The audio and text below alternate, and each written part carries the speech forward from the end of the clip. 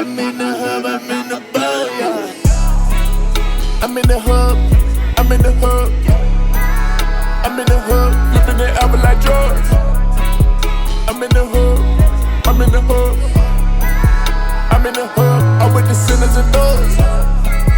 I'm in the hub, I'm in the hub. I'm in the hub, pass me, show me love. What up? I'm Crown Ryan, and we're going to teach you how to do this today. Let's get it. And today, we are going to teach you how to create a snap filter with your CloneX. This is all going to be done in Snap Studio. So basically down in the links below, we're going to have some links. You're going to download Snap Studio. And then also too, you're going to download the CloneX base files to import into Snap Studio. Once you have Snap Studio all installed and ready to go, on the three dots on the right, you're going to click there and you're going to download it to your computer. Once you have that downloaded, we are going to be looking for, within the AR filters folder, you'll have the snap instructions. Click on there, then you're going to click on the CloneX base, then you're going to click on the CloneX base Snap Studio file, and you're going to import that into Snap Studio.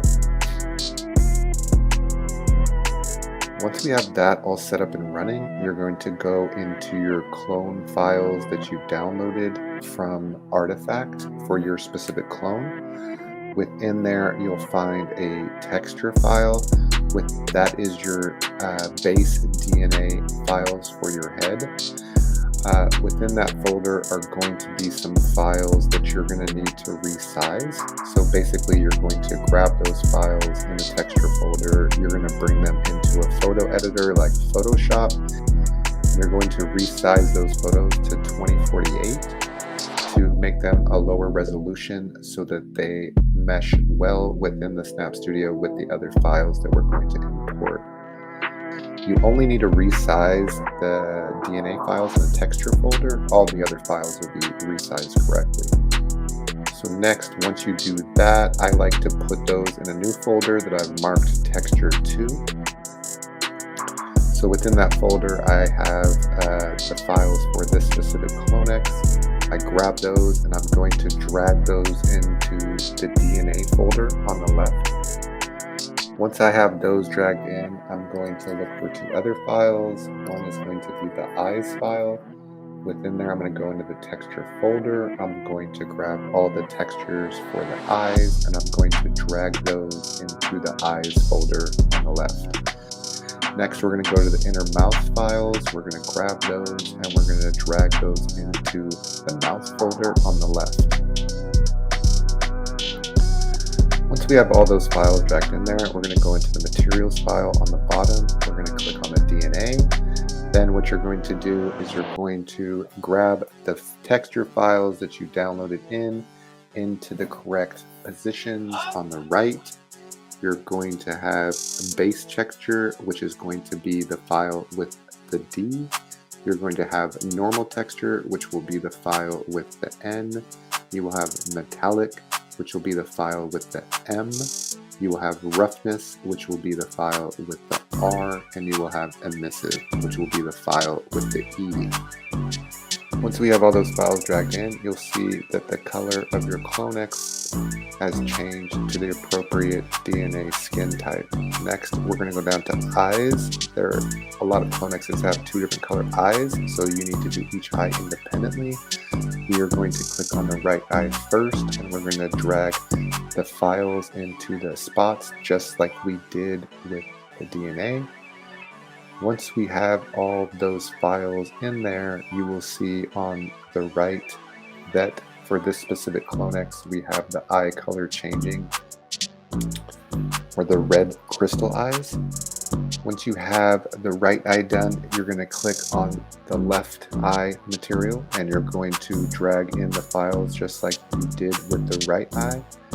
And you will see that now we have our red crystal eyes looking really sick. Next, we're going to go to the inner mouth, and you're going to grab the files for the inner mouth, and you're going to drag them in just like so. This is when you open the mouth, you'll be able to see what's inside. Next, we got to download our static traits. For this specific clone, we have the ponytail and the gold grills and the eyebrows. So to do this, you're going to open the female folder, open the Unreal Engine folder, and then look for the FBX file. This is a female clone. So you just grab the FBX file and you drag it into the stage. Once you do that, you will get it to load. Then you will see that for this specific hair file that is out of place. To fix that, you're going to collapse the folders on the top left so it's easier to see. We're then going to drag that folder we just brought in, and we're going to put that into the head binding folder. Next, you can see on the right that the hair is now taken to the right place.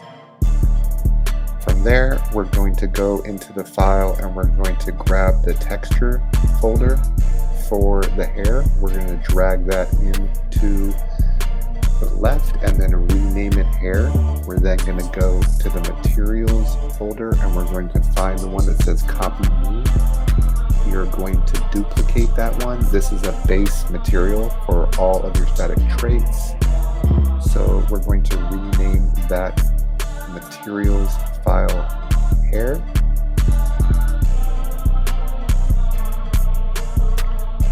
Once we have that labeled correctly, you're going to then take the textures that you brought in for your hair and you're going to drag them into the appropriate slots in the material file. For this specific clone, because it's a female, we are grabbing the female files which are marked F.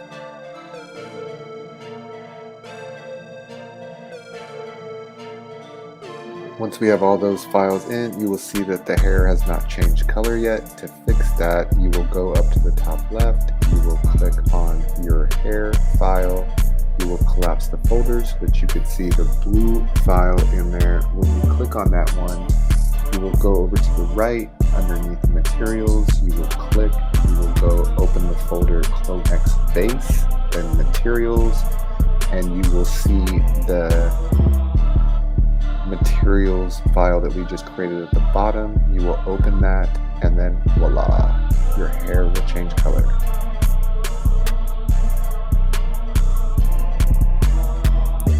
Next, we're going to do the same thing for the gold grills. We are going to find the FBX file. We're going to drag it onto the stage. We're then going to go to the top left. We're going to collapse the folder.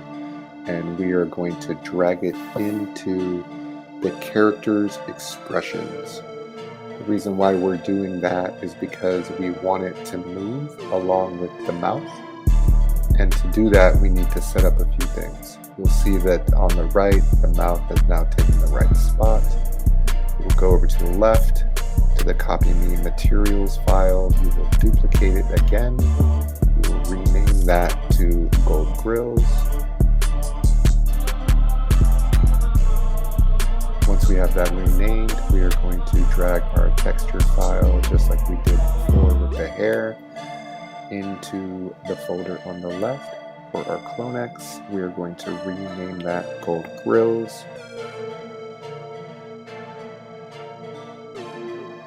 We are then going to click on the material for gold grills and drag the files in just like we did with the hair. Again, you're looking for the female files marked with an F.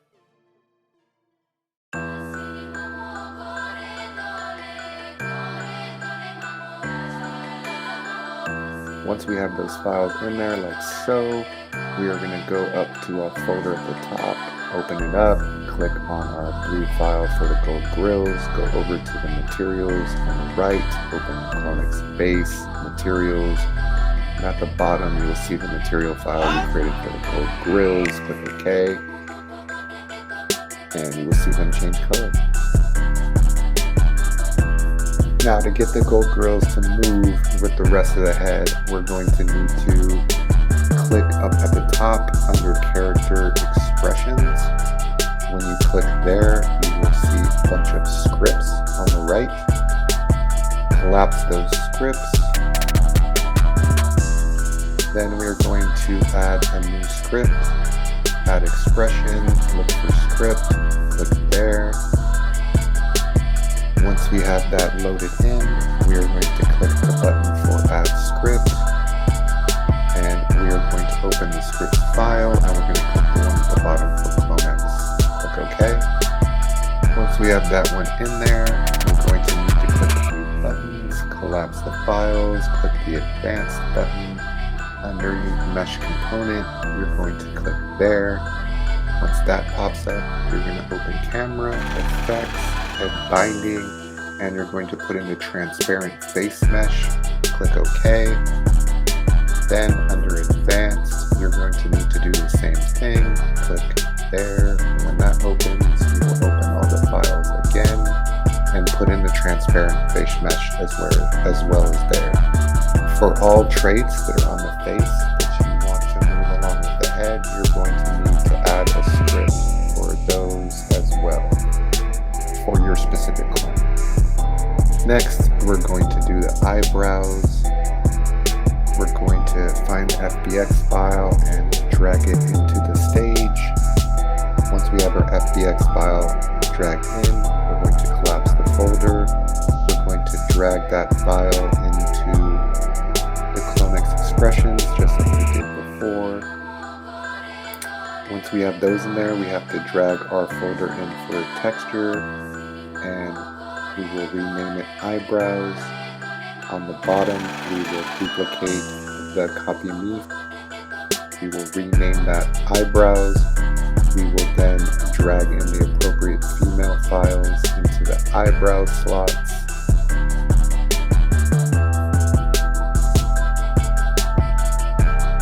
Once that gets done, you will see that the eyebrows have not changed color yet. You have to go up and click the file open just like we did before. Click the blue file, material, CloneX base, materials. Find the one at the very bottom for your eyebrows. Now that we've associated it correctly, you will see that the eyebrows have now changed the appropriate color. So now we need to basically look at the file. You can see on the right now that I'm opening my mouth, I'm moving around, and that the gold grills do not open mouth. So if we turn those off, you can now see the regular mouth. When I open and I talk, you can see the mouth move.